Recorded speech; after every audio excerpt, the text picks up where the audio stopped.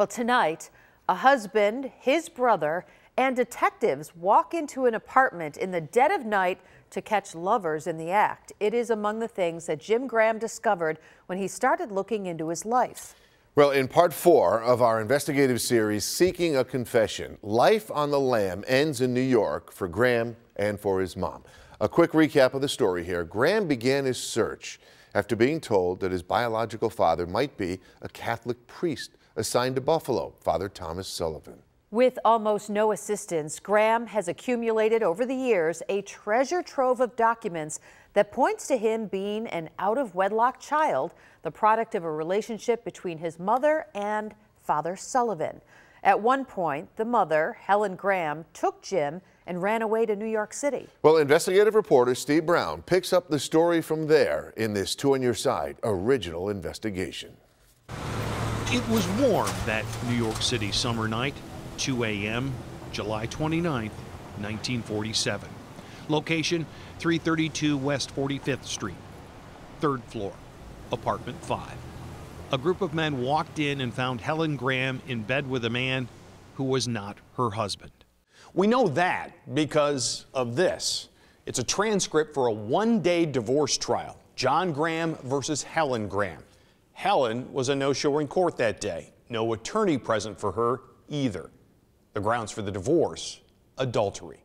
There were just 3 witnesses, John Graham, his brother Otto, and a family friend, Patrick Sheehy. Private detectives guided them and entered that New York apartment with them for that unannounced middle-of-the-night visit. Only Otto Graham and Sheehy testified about it. Their accounts were very similar. To get in, they got a key from the superintendent or manager of the building. Once inside, they spotted a couple in bed. Otto, Mrs. Graham was getting out of bed and putting a smock on. Sheehy said it seemed like a nurse's uniform. Were they certain it was Helen Graham? There can be no mistake, Otto testified. Sheehy said, yes, sir, it was her. What about the man getting out of bed? He was unclothed, Otto Graham said, just slipping on a pair of pants. Sheehy testified the man was naked, putting on a pair of trousers. Did they know the man? Yes, sir, and yes, I did, were their answers. How did they know him? From Buffalo, they both said. Now, here's the strange part. Neither witness identified the man they saw in bed with Helen Graham. While in the witness stand, they weren't asked and they didn't offer. But the testimony was convincing enough. John Graham got sole custody of all 3 grandchildren, including then 2-year-old Jim. And the attorney that won that divorce case, not your standard family law practitioner. He was a pretty big deal. His name, William B. Mahoney. He was also chairman of the Erie County Democratic Party. His brother, Walter Mahoney, was a Republican state senator. And remember, there were also private detectives involved when Helen Graham and Father Sullivan were located together in New York. Could John Graham afford that? Of course. Private detectives, attorneys? He ran a gas station. That's not all. The filling station operator and all 3 of the Graham children were no longer in their city apartment. All of a sudden, we're buying a house in the suburbs in Williamsville. Who's paying for it? The powers that be. And while Jim has some ideas as to who might have helped financially, he has no evidence. Now, at the time, the Buffalo Catholic Diocese had a newish bishop, John Francis O'Hara, later elevated to cardinal.